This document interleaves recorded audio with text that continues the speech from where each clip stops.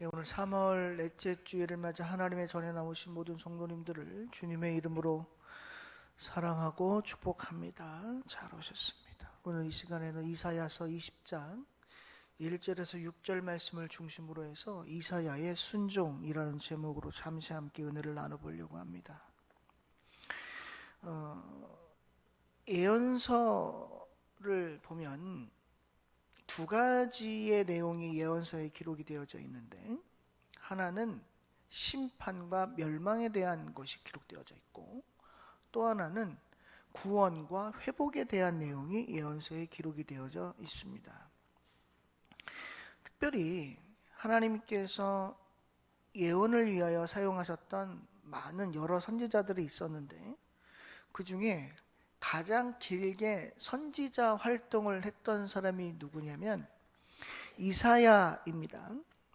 이사야는 약 4대에 걸친 4대 왕에 걸쳐서 선지자 노릇을 했었는데, 우시야, 그 다음에 요담, 그리고 아하스, 히스기야, 이렇게 4명의 왕 때에 걸쳐서 선지자 활동을 했던 사람이 이사야입니다. 그리고 마지막 므낫세 때는 므낫세 왕 통치 때 이사야는 순교를 당하게 됩니다. 그래서 주전 740년부터 주전 681년까지 약 60여 년간 선지자 활동을 했던 사람이 이사야였습니다.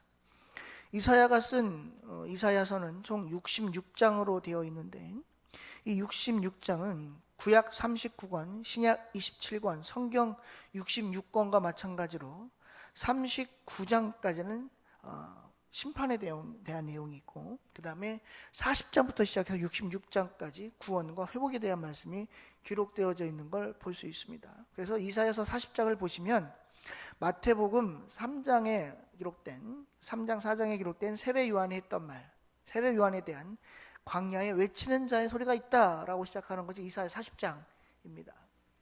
그런데 오늘 특별히 이사야 20장에 보시면 하나님께서 이사야에게 주신 말씀이 있는데, 그건 뭐냐면 애국과 구스에 대한 심판에 대한 내용입니다. 애국과 구스가 심판을 받아 아수르에게 포로로 끌려갈 때 그 모습을 이사야가 직접 몸소 이스라엘 백성들과 애국과 구스 사람들에게 보여주라고 하시는 말씀이 오늘 20장에 기록이 되어져 있습니다. 그러면 하나님께서 왜 이사야에게 이런 말씀을 하셨을까? 첫 번째 이유는 뭐냐면 이스라엘 백성들이, 특별히 남유다 백성들이 하나님을 의지하지 아니하고, 그리고 북이스라엘 백성들이 하나님을 의지하지 아니하고 이방을 의지했다는 데 가장 큰 이유가 있습니다. 우리가 알다시피 이스라엘이라고 하는 나라의 정통성을 보시면 하나님께서 아브라함을 통하여 이스라엘 백성들을 선택하셨고, 그리고 그들을 하나님의 백성으로 삼으시면서 하나님께서 이스라엘 백성들에게 복을 주시겠다고 이미 말씀을 하셨던 민족이 이스라엘 백성입니다.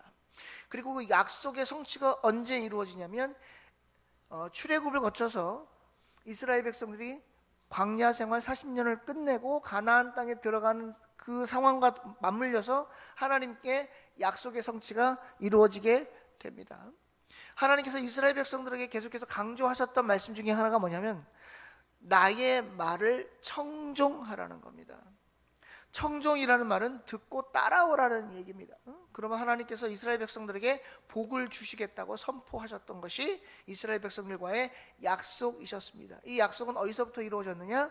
사실 아브라함 때부터 이루어졌지만 그 이전에 하나님께서 태초에 아담과 하와를 만드실 때부터 이미 하나님의 백성들에게 주셨던 말씀이 복을 주시겠다라고 하는 절정의 말씀이셨습니다. 그런데 성경에 보시면 알겠지만 하나님의 백성들, 특별히 이스라엘 백성들은 하나님의 말씀에 따라 하나님을 잘 섬길 때도 있었으나 대부분의 역사를 보면 그렇지 못할 때가 훨씬 더 많았습니다. 인간적으로는 이해가 됩니다. 왜냐하면 하나님은 멀리 계신 것 같고 환경은 내 눈앞에 가까이 있거든요. 그래서 사람들은, 특별히 하나님의 백성들은 믿음을 가지고 있지만, 하나님을 따라가지만, 하나님을 바라보지만, 하나님을 바라보는 시간보다 세상을 바라보는 시간이 사실은 훨씬 더 많음을 부인할 수가 없습니다. 이스라엘 백성들도 그랬습니다. 구약에 적혀 있는 이사야 때의 남유다 백성들과 북이스라엘 백성들도 그러했습니다. 특별히 이사야 때에 애국과 구스를 따라가고 그들에게 외세의 침략으로부터 자기들을 구원해 줄 것이다, 우리를 해방시켜 줄 것이라고 굳게 믿었던 애국과 구스에 대하여 지금 하나님께서 이사야에게 말씀하시기를, 야, 결국 애국과 구스는 멸망하게 될 테니 너가 애국과 구스를 포함한 이스라엘 백성들에게 어떻게 아수르에게 또는 바벨론에게 포로로 끌려가는 모습이 될지를 직접 너의 몸으로 체험하여 보여주라는 것이 오늘 이사야서 20장에 나와 있는 이야기입니다. 이제 이사야의 입장에서 한번 보겠습니다. 오늘 말씀해 보시면 하나님이 이사야에 대하여 뭐라고 말씀하시냐면 이렇게 말씀하십니다. 2절 말씀입니다. 갈지어다 너의 허리에서 배를 끄르고 너의 발에서 신을 벗어라, 이렇게 얘기하십니다. 그래서 이사야가 그대로 해서 벗은 몸과 벗은 발로 다녔다, 이렇게 표현합니다. 오늘 2절에 나와 있는 벗은 몸과 벗은 발이라고 하는 건 우리가 단순히 생각할 땐 옷을 다 벗었으니 발가벗은 나체의 몸으로 다녔겠구나 라고 상상할 수 있겠으나 사실 그런 것은 아닙니다. 이 모습은 어떤 모습이냐면 완전히 발가벗은 나체의 모습이 아니라 포로의 모습으로 다녀라, 그런 말입니다. 당시 전쟁에서 지면 전쟁에 진 쪽이 이긴 쪽에 포로로 끌려가는데 그때의 모습은 그냥 간단한 겉옷만 입고 말 그대로 완전한 벗은 몸은 아니지만 반나의 모습으로 끌려가는 상황이 됩니다. 맨발로 말이죠. 그래서 우리가 간혹 가다가 전쟁 영화나 이런 거 보면 옛날 역사적 영화를 보면 앞사람과 뒷사람이 손발에 착고를 차고 붙어서 끌려가는 모습을 간혹 보게 되는데 그 모습이 오늘 하나님께서 이사야에게 몸소 실행하라고 하셨던 그 모습입니다. 자, 그러면 우리가 여기서 이사야의 입장에서 한번 생각을 해보겠습니다. 이사야는 선지자입니다. 하나님의 말씀을 대언하는 사람입니다.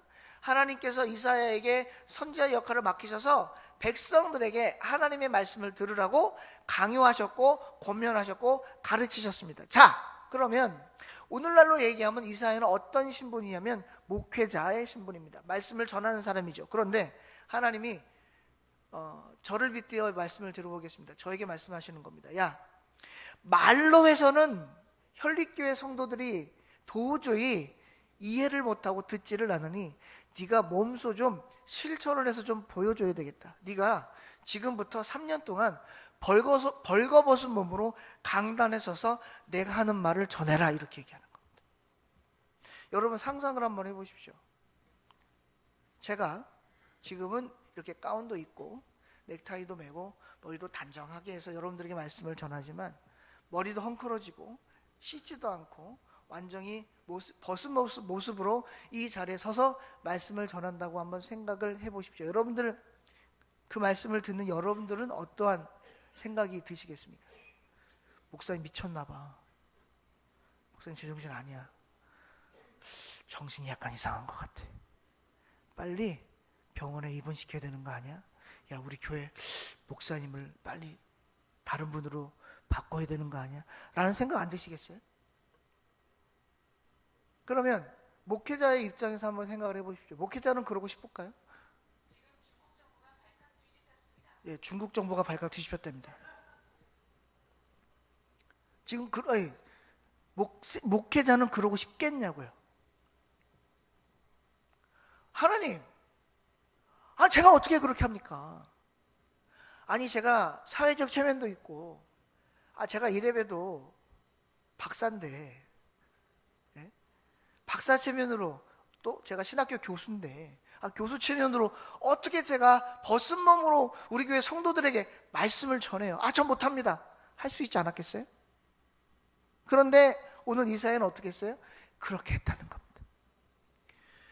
하나님께서 이사야에게 요구하셨던 건 뭐냐면 두 가지입니다. 첫째, 네 체면을 벌어라. 둘째, 너를 내가 시키는 대로 행해라 라고 하는 겁니다. 여러분, 아무리요 선지자라도 벗은 몸으로 완전 벗은 몸은 아니지만 반나의 모습으로 맨발로 사람들에게 포로된 자의 모습으로 보여진다는 건 굉장히 수치스러운 일일 거예요. 아마 인격적으로는 할 수 없는 일일 겁니다. 그런데 그 일을 지금 이사야는 감당하고 있는 거죠. 몇 년이요? 몇 년을 그렇게 했다고요? 성경에 보니까 자그마치 3년을 그렇게 했다는 겁니다. 3년을. 근데 이 모습도요, 당장 일어날 일도 아니라는 겁니다. 예표라는 겁니다. 예표는 뭐예요? 앞으로 나타날 징조라는 거예요. 당장 애국과 구스가 멸망을 당하여 바벨론과 아수르에게 포로로 끌려가는 것도 아니고요, 앞으로 일어난 일을 이사야가 몸소 이스라엘 백성들과 애국과 구스인들에게 보여준다는 겁니다.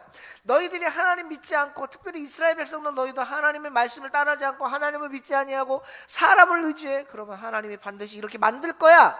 애국과 구스뿐만 아니라 너희 백성들, 하나님의 백성이라고 지칭하는 너희들도 이런 모습으로 끌려갈 거야 라는 걸 보여주라는 거예요. 그래서 이사야는 어떻게 했다는 거예요? 그것을 몸소 실천했다는 겁니다. 자, 여기서 우리가 한 가지 생각해 볼 문제가 있습니다. 이사야는 왜 그랬을까요? 창피한 몰랐을까요? 자기의 인격이 있다는 걸 무시했을까요?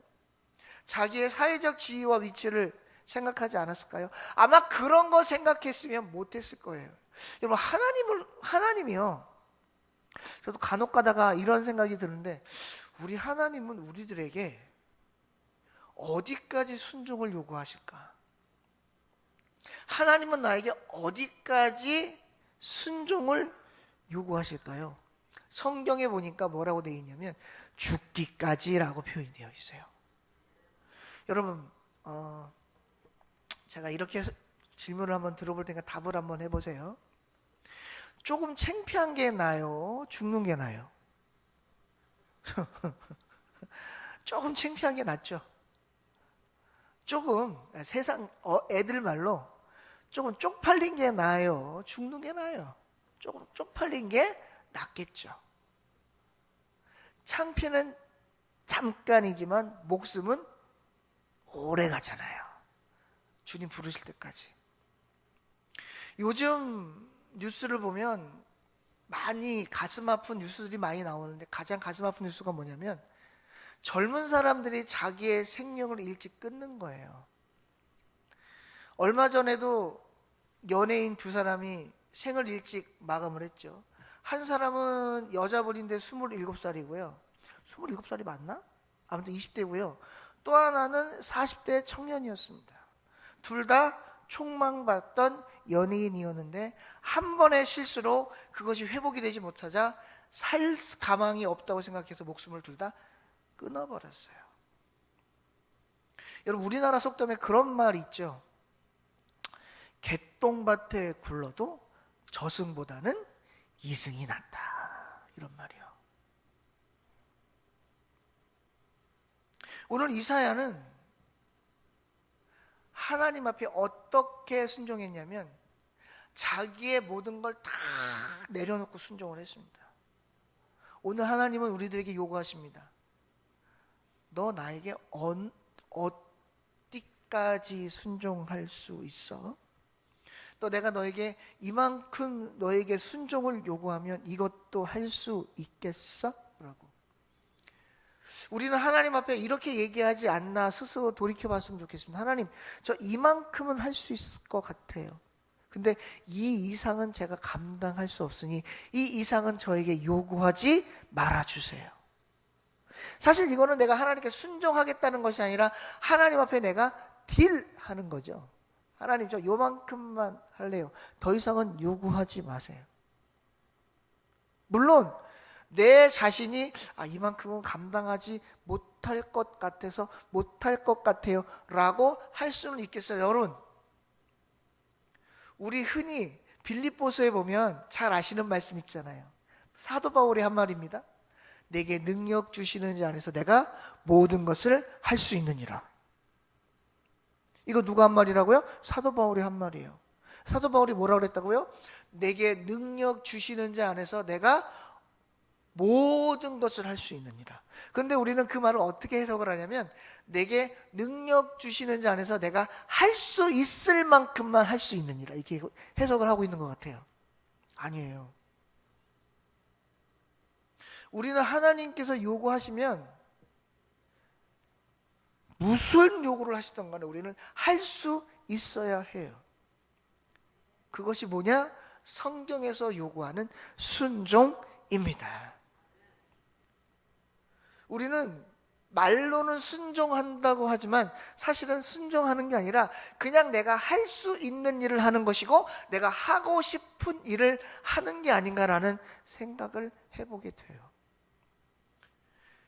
제가 겸손에 대해서 자주 말씀드리는데, 여러분, 겸손은요, 아유 저는 능력이 안 돼서 못해요, 아유 저는 그런 거 할 줄 몰라요, 아유 다른 분 시키세요, 가 겸손이 아니에요. 겸손은 뭐냐면, 아유 그래요? 아유 제가 할 수 있을까요? 제 능력이 안 될 것 같은데 그래도 부족하지만 저에게 맡겨주시는 일이면 제가 한번 해볼게요. 이게 겸손인 줄로 믿으시기를 주님의 이름으로 축원합니다. 우리는 겸손을 자꾸 못한다 라는 한 발 뒤로 빼는 걸로 생각하는데, 그거 겸손 아니에요. 그건 반대로 얘기하면 겸손이 아니고 교만이에요. 왜? 하나님 앞에 나 못한다고 내가 딱 단정 짓고 결정 짓는 거잖아요. 하나님은 그렇게 말씀 안 하셨거든요. 야, 내가 할 수 있다는데 네가 뭔데 못한다고 그러냐? 라고 하시면 어떡할 거예요? 그럼 하나님 뭐라 그래요? 그건 겸손이 아니고 교만이야 라고 말씀할 수도 있거든요. 여러분, 우리의 능력과 우리가 할 수 있는 달란트가 얼마인지 저와 여러분도 우리 스스로 판단할 수 없어요. 그런데 누구는 아세요? 하나님은 아세요. 하나님은 내가 어디까지 순종할 수 있고 어디까지 그 일을 해낼 수 있는지 이미 다 알고 계세요. 왜?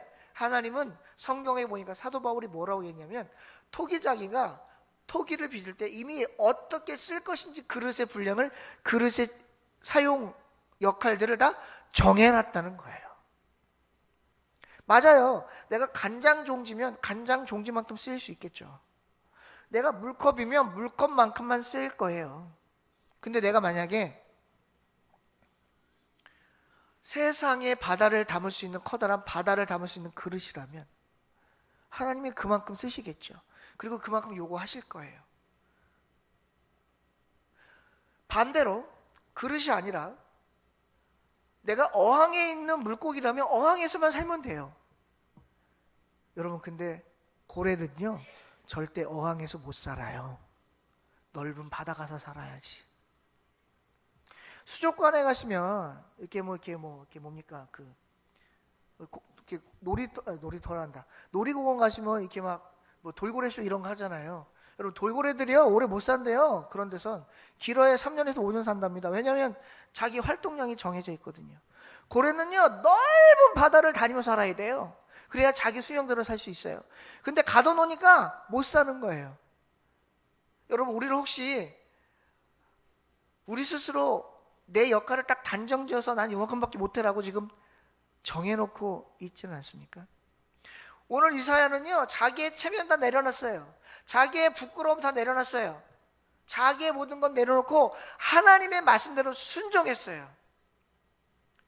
하나님은 우리들에게 그러한 순종을 지금 요구하고 계십니다.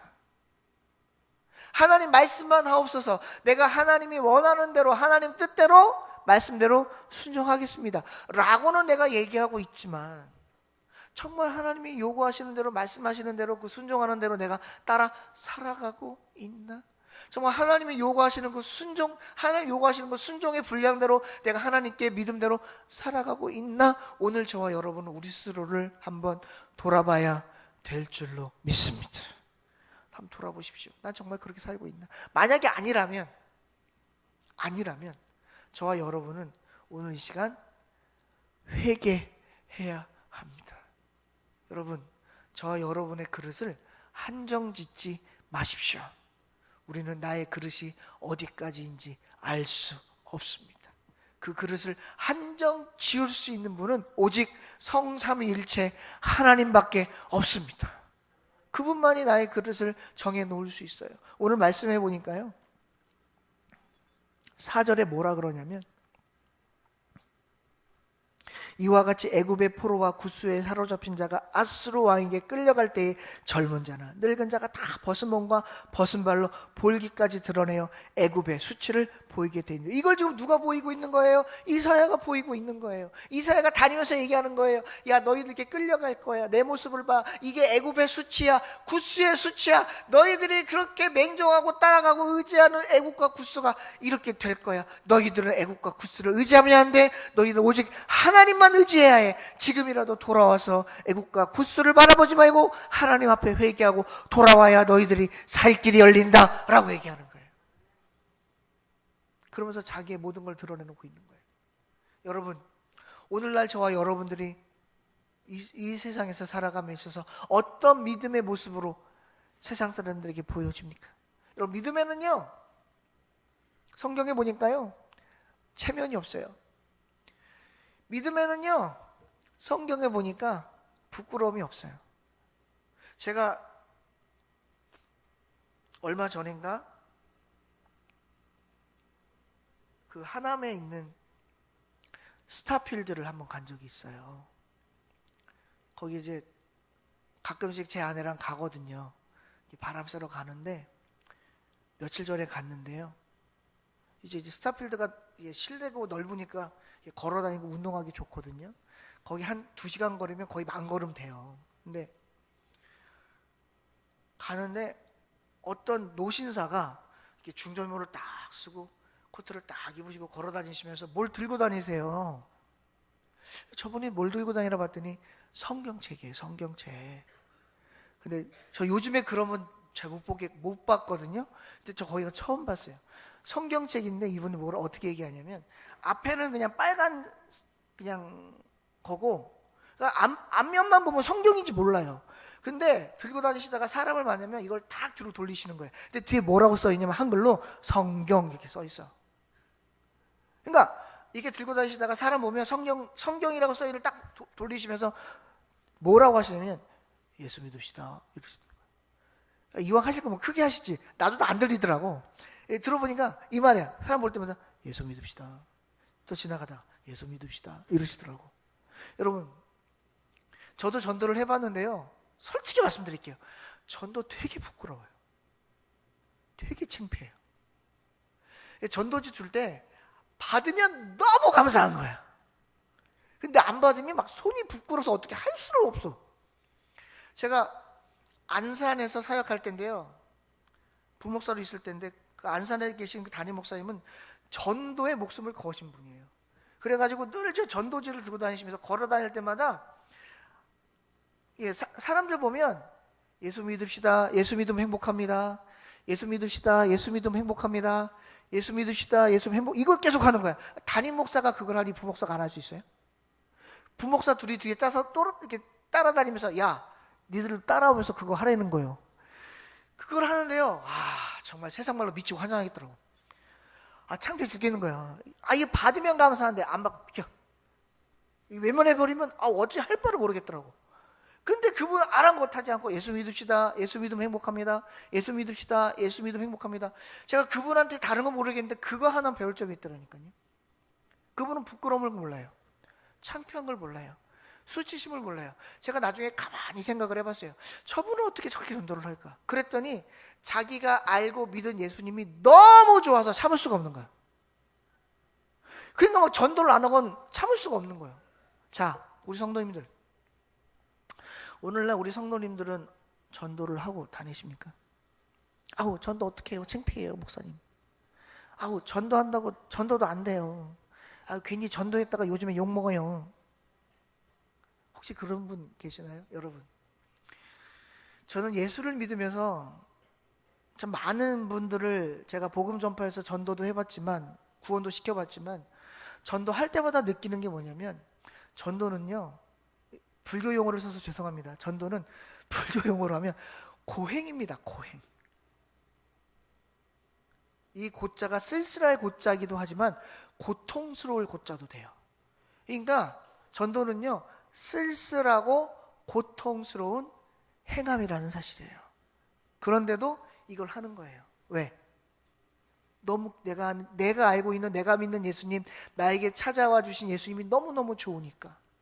성경에 보시면 알겠지만 이 이사야도요, 결국에 마지막에 므낫세 왕 때 어떻게 되냐면 죽어요. 어떻게 죽는지 성경에는 안 나오는데 그 설화에 보니까 뭐라고 되어 있냐면 살아있는데요, 허리를 톱으로 썰려 죽었다는 거예요. 살아있을 때. 예수 믿으라고 이스라엘 백성들이 막 얘기하다가 므낫세 왕 때 순교를 당했는데 허리를 톱으로 썰려 죽었다는 거예요. 살아있는데 톱으로 썰렸다는 거예요. 허리가 반동이 나서 죽었다는, 살아있을 때. 얼마나 고통스러웠겠어요. 그런데도 선지자 노릇하다가 자기 생명을 하나님께 바쳤다는 거 아닙니까? 그거에 비하면 지금 벌거벗고 3년 동안 사람들에게 애국과 굿수에 대하여 하나님을 믿으라고 외치는 이 모습은 별거 아니라는 거죠. 제가 아까 뭐라 그랬냐면 조금 창피한 게 나아요, 죽는 게 나아요 그랬더니 좀 창피한 게 낫다고 하셨잖아요. 여러분, 아까 제가 우리나라 속담도 말씀드렸지만 개똥밭에 굴러도 이승이 좋대요. 그러니까 어떤 분이 그러시더라고요. 죽으려고 하지 말고 죽을 각오로 살라, 이렇게 얘기하시더라고요. 저는 그 말씀을 빗대서 이렇게 말씀드릴게요. 창피한 거 괜찮아요. 창피한 거 무릅쓰고 하나님 말씀, 하나님의 말씀에 순종하면 분명히 그 순종함에 따라 하나님께서 우리들을 더 크게 사용하실 줄로 믿습니다. 여러분, 우리들의 분량을 정하지 맙시다. 하나님 우리들에게 어디까지 순종하게 하실 줄 알고 하나님 전 여기까지만요 라고 제 스스로를, 내 믿음의 분량을 정해놓고 있습니까? 그러지 마세요. 내 믿음의 분량, 순종의 분량은 내가 몰라요. 하나님만 아시는 거지.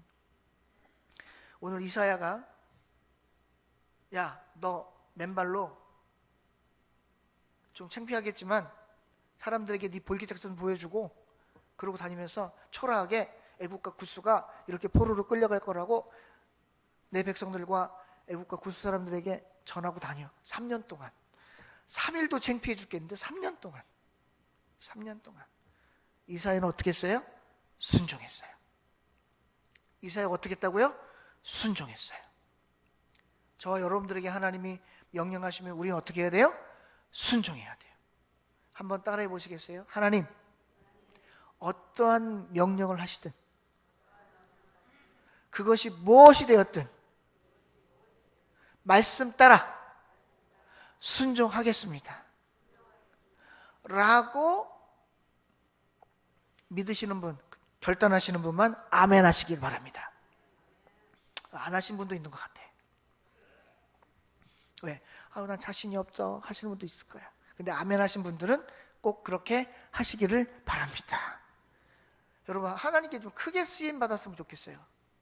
우리 현립교회가. 저는 하나님께 좀 크게 쓰임 받았으면 좋겠어요. 우리 성도님들이. 저는 하나님께 크게 쓰임 받았으면 좋겠어요. 우리 현립교회가. 그러려면 하나님께 절대적 순종이 있어야 된다는 거예요. 하나님, 말씀만 하옵소서. 제가 하겠습니다. 우리 찬송가 있잖아요. 그 뭐죠? 그 찬송가 갑자기 생각이 안 나는데 그 뭐지? 323장인가요? 찬송가가? 갑자기 생각이 안 나네. 저도 나이 먹어서 그래요. 이해해 주세요. 부름받아 나서니 뭐. 이게 생각이 안 나가지고 지금. 이따 오후 예배 때도 할 거지만 1절에 뭐라 그래요? 부름받아 나서니 몸 어디든지 가오리다. 괴로우나 즐거우나 주만 따라가오리니 어느 누가 막으리까. 죽음인들 막으리까. 어느 누가 막으리까. 죽음인들 막으리까. 2절 악을 골짝 빈들에도 복음 들고 가오리다. 소돔 같은 거리에도 사랑 안고 찾아가서 종의 몸에 지닌 것도 아낌없이 드리리다. 종의 몸에 지닌 것도 아낌없이 드리리다 라고 고백하시는 찬양 있잖아요. 이 찬양대로 우리가 하나님 앞에 정말 죽음도 막을 수 없는 순종, 내가 가진 것 아낌없이 드릴 수 있는 믿음 하나님께 보여드리면 하나님이 우리를 이사야보다 더 크게 사용하실 줄로 믿습니다. 하나님, 저를 좀 크게 사용해 주세요 라고 한번 기도해 보셨으면 좋겠어요. 제가 죽기까지 순종하겠습니다. 하나님, 저 좀 크게 써 주세요 라고 하나님 앞에 최선의 순종을 보여드리는, 오늘 이사야와 같이 자기의 모든 것을 내어놓고 하나님께 순종했던 것처럼 우리도 그러한 순종을 하나님께 보여드리는 그러한 믿음의 결단을 하는 저와 오늘 나오신 모든 성도님들 되시기를 주님의 이름으로 축원드립니다. 기도하겠습니다. 하나님, 오늘 부족한 자가 이사야서 20장 1절에서 6절 말씀을 중심으로 잠시 말씀을 전했습니다. 주신 말씀 속에서 받은 은혜 잊지 않게 하시고 그 말씀 속에서 깨달음 기억하게 하셔서 오로지 하나님 말씀에 순종하며 살아가는 우리 모두 될 수 있도록 주님 도와 주시옵소서. 부족한 자 말씀 전할 때 혹 잘못 전한 말씀이 있으면 용서하여 주시기를 원하고 감사드리고 예수님의 이름으로 기도하옵나이다. 아멘.